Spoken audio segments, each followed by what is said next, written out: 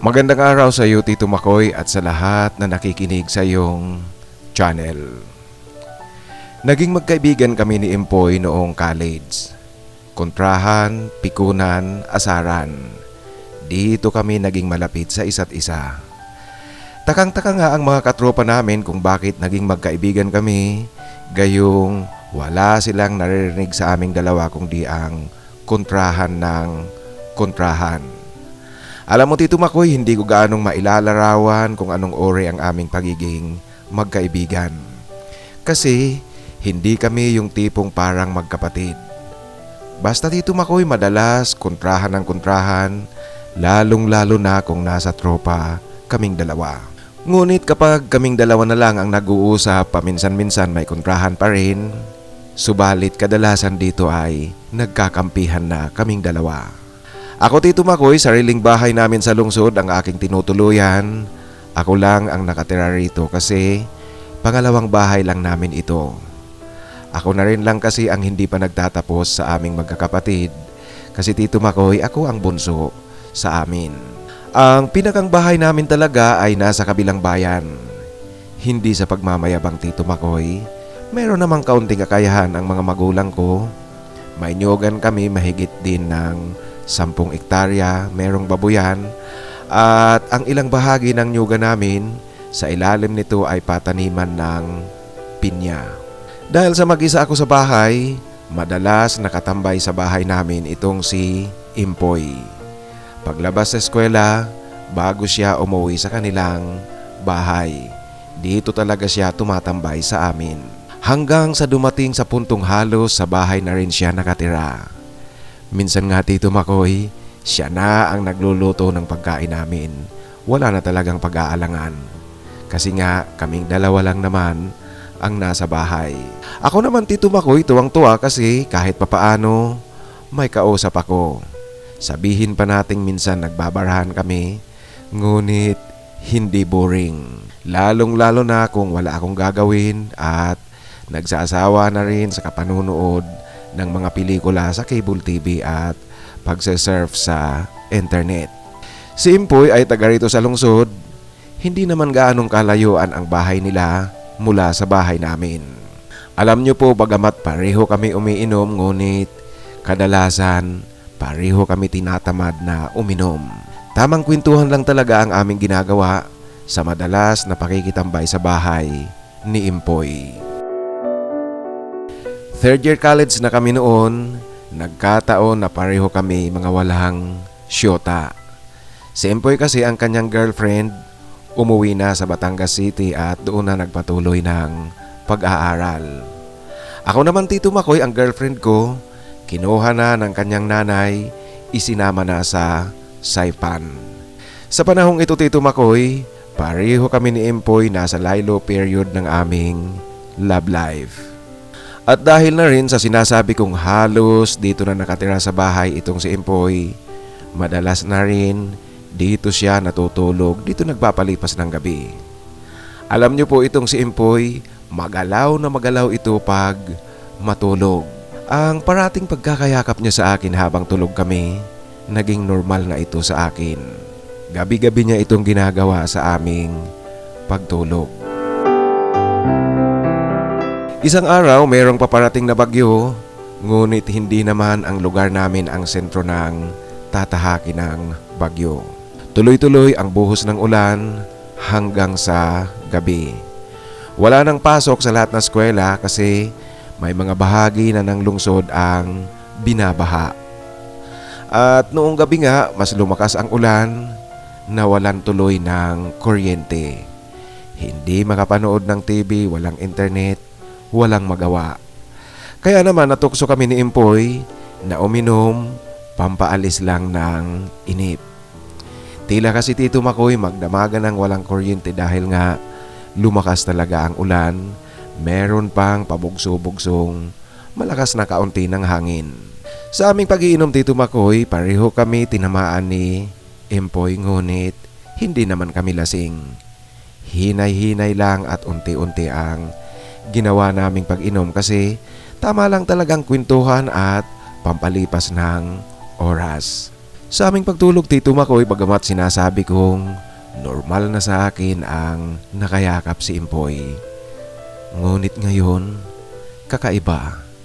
Kasi ang kanyang pagkakayakap sa akin merong kasabay na pahaplos-haplos sa katawan ko. Patuloy akong nagtutulog-tulugan kahit sa tingin ko alam niya ring gising ako. Sigurado ako Tito Makoy, pareho namin alam ang nangyayari. Nagtuloy-tuloy na kami, hindi na namin napigilan ang aming mga sarili. Kinabukasan gumising kami na parang wala lang. Hindi namin nabanggit ang nangyari sa amin. Ang ulan Tito Makoy, tuloy-tuloy pa rin ang pagbuhos bagamat hindi nakalakasan.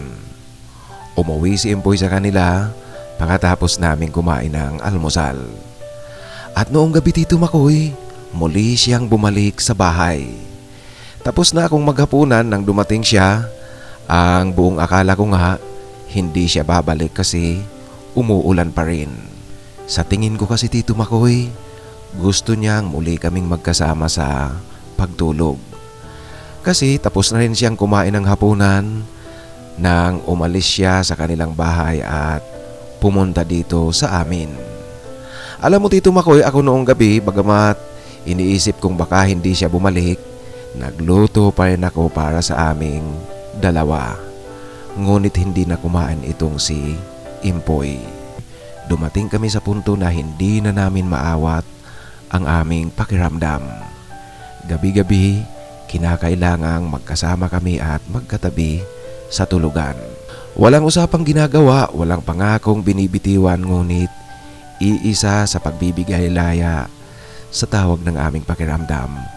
Nanatili kami sa ganitong sitwasyon hanggang sa magtapos kami ng college. Ilang buwan pagkatapos naming graduate ng college, nakapasok si Impoy sa planta ng isang soft drink sa lungsod.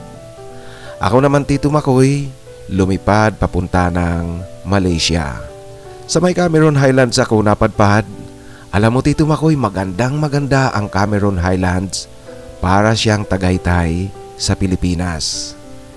Nalibang ako ng husto sa aking trabaho kasi pilit nga akong nag-iipon. Sa pananatili ko sa Malaysia, kung ilang beses lang kaming nakapag-usap ni Impoy. Umuwi ako sa Pilipinas makalipas ang mahigit 2 taon. Sa aking pag-uwi, tinawagan ko si Impoy at ayon sa kanya, kararating niya lang galing sa trabaho. Pumunta ako sa bahay nila. Alam ko Tito Makoy, kwentuhang walang katapusan ito kasi matagal kaming hindi nagkita. Meron akong daladalang pasalubong sa kanya, perfume ang binili ko, at meron ding pasalubong para sa kanyang kapatid at sa kanyang mga magulang. Alam nyo kasi Tito Makoy, malapit rin ako sa pamilya ni Impoy. Subalit Tito Makoy, pagdating ko sa bahay nila, iba ang aking dinatnan. Nagulat ako kasi wala na roon ang kanyang mga magulang at mga kapatid. Lumipat na pala ito sa bagong bahay nila na naipatayo sa kabilang barangay. Ang dinatnan ko doon ay si Impoy at ang kanyang asawa at anak. Sila na ang nakatira sa bahay. Hindi ko alam Tito Makoy na meron na palang pamilya itong si Impoy. Hindi naman ako galit o nagdaramdam kay Impoy dahil sa pagkakaroon na nito ng asawa at anak. Subalit alam nyo na po, may nakaraan kaming dalawa at kabaliwan siguro sa pakiramdam ko, ngunit aaminin ko Tito Makoy, nalungkot din ako sa aking nakikita. Yung inaasahan kong masaya sanang muling pagtatagpo namin ni Impoy, gaya ng dati. At iniisip ko nga na baka mas masaya at mas mainit ngayon dahil sa matagal na panahong hindi kami nagkasama. Subalit Tito Makoy, hindi pala kasi may pamilya na itong si Impoy. Ganoon pa man, syempre, parang wala lang. Mabait din ang asawa ni Impoy. Nagkwentuhan kami, masayang masaya, nagtatawanan. Tuwang-tuwa ang asawa ni Impoy sa pasalubong na ibinigay ko na actually Tito Makoy, para sana yon sa nanay at kapatid ni Impoy. Sa likod ng mga tawanan namin, hindi ko maitatangging merong kumukurot talaga sa aking pakiramdam. Kaya hindi rin ako gaanong nagtagal sa kanila, nagdahilan na lang ako na meron pa akong pupuntahan na ibang katropa. Kaya umalis na ako kina Impoy. Alam niyo po, plano ko sanang yayain si Impoy noong gabing iyon na gumimik kami, ngunit hindi ko na ginawa kasi nakakahiya naman sa asawa niya. Nakangiti akong nagpaalam sa mag-asawa, ngunit noong tumatakbo na ang motorsiklong gamit ko, noon ako dinapuan ng lungkot, Tito Makoy. Yung nalaman ko na hindi na pala kami kagaya noon. Pagdating ko sa bahay, Tito Makoy, ito ang mas matindi kasi mag-isa ako muli ngayon. Yung mga magulang ko kasi at kapatid, umuwi na sa amin pagkatapos ng masayang banding namin mula Manila hanggang dito sa bahay nang salubungin nila ako sa aking pagdating. For the first time, Tito Makoy, nakaramdam ako ng ito na siguro ang tinatawag na depression. Basta malungkot na malungkot talaga ako. Ako kasi, Tito Makoy, nagpaiwan pa sa lungsod. Susunod na lang sa mga magulang ko at kapatid sa pag-uwi doon sa bayan namin. Kasi nga yung plano ko, magbabanding muna kami ni Impoy. Kaya lang iba ang naging resulta. Tuloy, Tito Makoy, ang ginawa ko na lang noong gabing iyon, tinawag ko ang kapitbahay kong si Kuya Mamdo. Alam niyo po, itong si Kuya Mamdo meron itong kayabangan ng kaunti pero okay naman siya. Kung gusto mong tumawa, siya ang kausapin mo at tiyak na matatawa ka talaga sa pagkikwento ni Kuya Mamdo. Itong si Kuya Mamdo, Batanggenyo, nakapangasawa dito sa amin at dito na rin nakatira. Royet, baka naman kung ano-ano lang na alak ang ipapainom mo sa akin. Dapat stateside kasi galing ka ng abroad. Ito ang nagbibirong wika sa akin ni Kuya Mamdo. Nung ipakita ko sa kanya ang Chivas Regal na binili ko sa duty free, ala kung yan ba ang iinumin natin, sandali lang. Makapagdala na rin ng lechon. Marami akong lechon din Ito ang kanyang wika sa akin, Tito Makoy. Lumipat nga sa bahay itong si Kuya Mamdo, may dala-dala na ang lechon, punong-puno ang isang plato. Kaya hindi na ako nagluto ng pulutan. At alam mo, Tito Makoy, kung ano ang nangyari. Pinakyaw ni Kuya Mamdo ang kwentuhan. Sumakit ang tiyan ko at panga sa katatatawa kasi itong si Kuya Mamdo pag nagsalita at nagkwento, may action at sound effects pa ang kanyang pagkikwento. Kaya naman talagang maaaliw ka kung siya ang kausap mo. Kinabukasan, maagang maaga, nagising akong merong kumakatok sa gate namin. Si Impoy. Hindi ko pa nalilinis ang mga kalat namin ni Kuya Mamdo. Nakita ni Impoy na nag-inuman kami kagabi.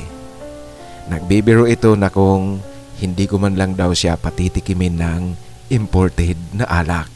Dumating itong si Impoy, meron siyang daladalang mami. Binili niya sa karinderya sa pandesal. Iyon na ang aking almusal. Ayon sa kanya, alam niya raw na tulog pa ako, kaya bumili siya at dinala sa bahay. Ngayon kami nakapagkwentuhan ni Impoy sa kanyang pagdalaw dito sa bahay. Siyempre, Tito Makoy, kaibigan ko ito. Sa kanyang pagbibiro, naglabas muli ako ng isa pang Chivas Regal. Naubos namin iyon sa aming inuman at bitin pa nga itong si Impoy. Binuksan ko ang isa pang nakatago kong red label na Johnny Walker. Noong lasing na itong si Impoy, saka siya nagbukas ng problema raw namin. Sa aking panig, ayaw kong pag-usapan kung ano ang problemang sinasabi niya kasi alam ko naman talagang walang problema sa kabila ng sinasabi kong mayroon akong kunting sakit na nararamdaman. Ngunit si Impoy talaga ang nagpupumilit na pag-usapan naming dalawa ang tungkol sa amin.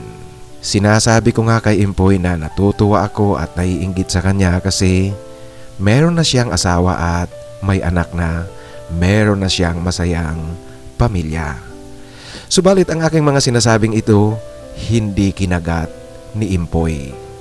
Royet, sinasabi mo ba na yung mga nagaganap sa atin noon, wala ka man lang pakiramdam para sa akin? Alam mo kasi sa panig ko, Hindi lang kung ano-ano yun. Mahal kita. Baka hindi mo alam.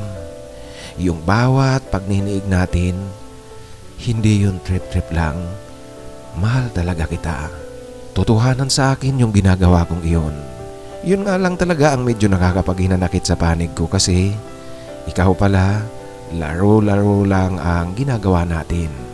Ito Tito Makoy ang pananalita sa akin ni Empoy na tila yata meron pang sisihan. Muntikan pa nga kaming magtalo. Ngunit sa halip na uminit ang diskusyon naming dalawa, umakbay sa akin si Empoy at ngayon ipinadama sa akin ni Empoy at ipinakita niya na totoo ang kanyang sinasabi sa akin.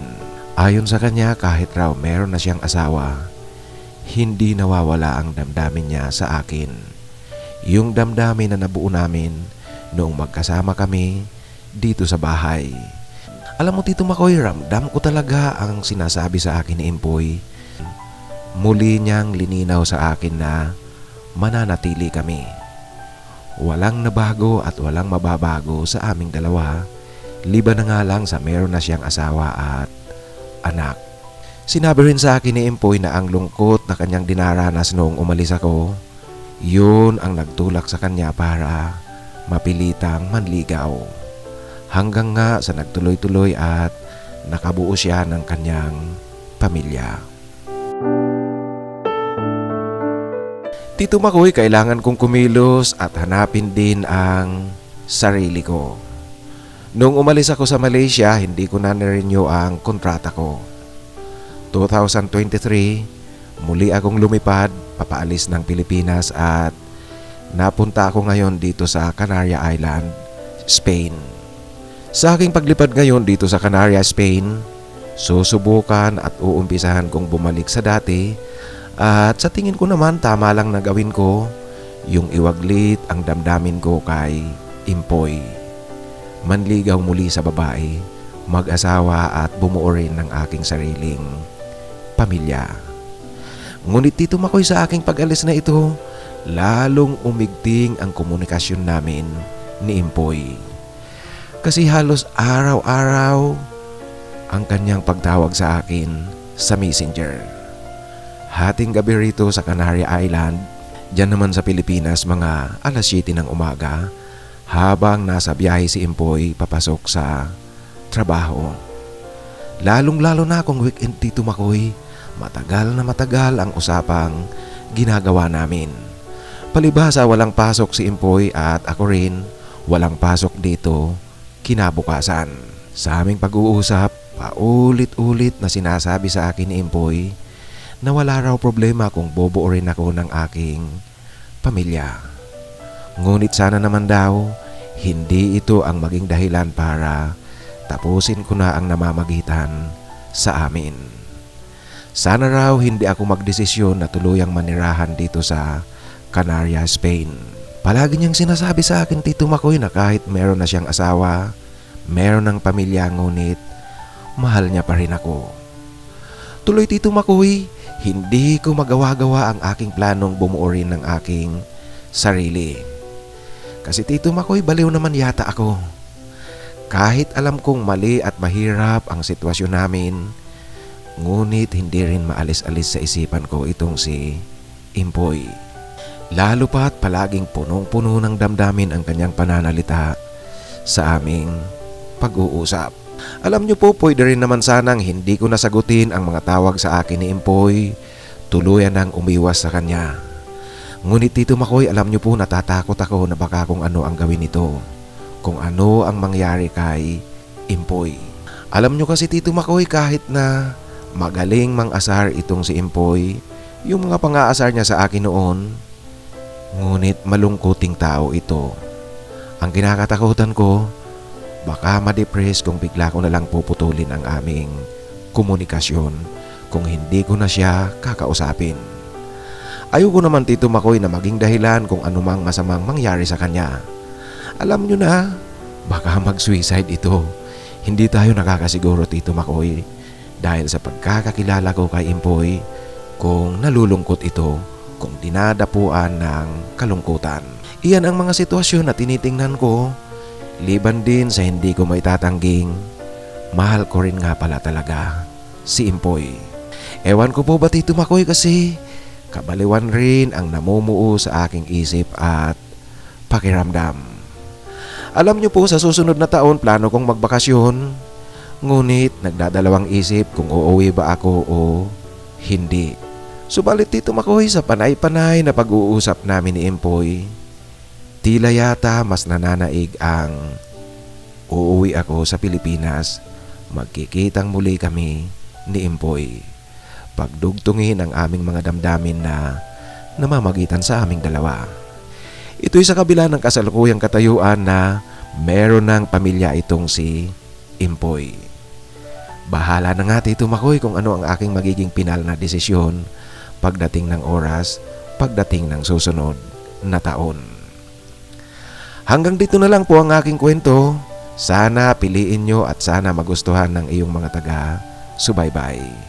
Lubos na gumagalang, Royet. Maraming salamat Royet sa pagbabahagi mo ng iyong kwento. Alam mo, may mga tao talagang ganyan, mapang-asar, mahilig mamikon, masayahin, ngunit meron palang tinatagong kalungkutan sa buhay. Yan ang nakikita ko base na rin sa paglalarawan mo tungkol kay Impoy. Kaya medyo mahirap ang sitwasyon mo ngayon. Kaya lang kung ako ang tatanungin mo kung ano ang dapat mong gawin, tama yan na bumuo ka rin ng sarili mong pamilya. At itong si Impoy, unti-untiin mong ipaliwanag sa kanya ang sitwasyon nyo. Sa palagay ko, pag paunti-unti, maiintindihan niya at matatanggap niya rin sa darating na araw na hindi talaga pwedeng maging kayong dalawa, kasi unang-una meron na siyang pamilya at ikaw naman bubuo rin ng sarili mong pamilya. At tama rin yan na i-consider mo ang pakiramdam ni Impoy. Kasi nga hindi natin alam na baka kung bigla mong putulin ang inyong komunikasyon, ang relasyon nyo, baka kung anong gawin ito.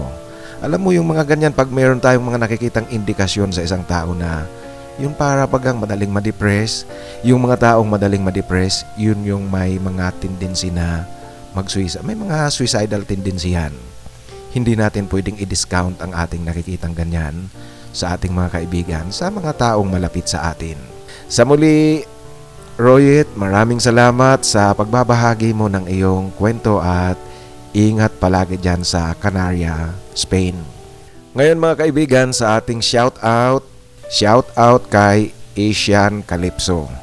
Maraming salamat Asian Calypso sa pakikinig at suporta dito sa ating channel. Shout out din kay David V7S9Y. Maraming salamat David sa pakikinig at ingat kayong palagi. Shout out din kay Dark Knight 876 ng Riyadh, Saudi Arabia. Maraming salamat sa iyo Dark Knight 876 at shout out sa inyong lahat dyan sa Riyadh, Saudi Arabia. At shout out din kay Joel R ng New Orleans, USA alias Joe Makati. Maraming salamat Joel R sa tuloy-tuloy na suporta at pakikinig dito sa ating channel at ingat palagi dyan sa New Orleans, USA. Si Adon Vlogs naman nagpapa-shoutout muli at tuwang-tuwa raw siya tuwing naririnig niya ang kanyang pangalan. Maraming salamat din sa iyo Adon Vlogs sa tuloy-tuloy na suporta. At gusto kong i-shoutout itong kahit na hindi naman nagpapa-shoutout, si Roymar 8611. Kung nakikinig si Harold, merong magandang advice sa iyo si Roymar 8611. Ganoon din itong si Top Gun 1968 ng Hawaii, USA.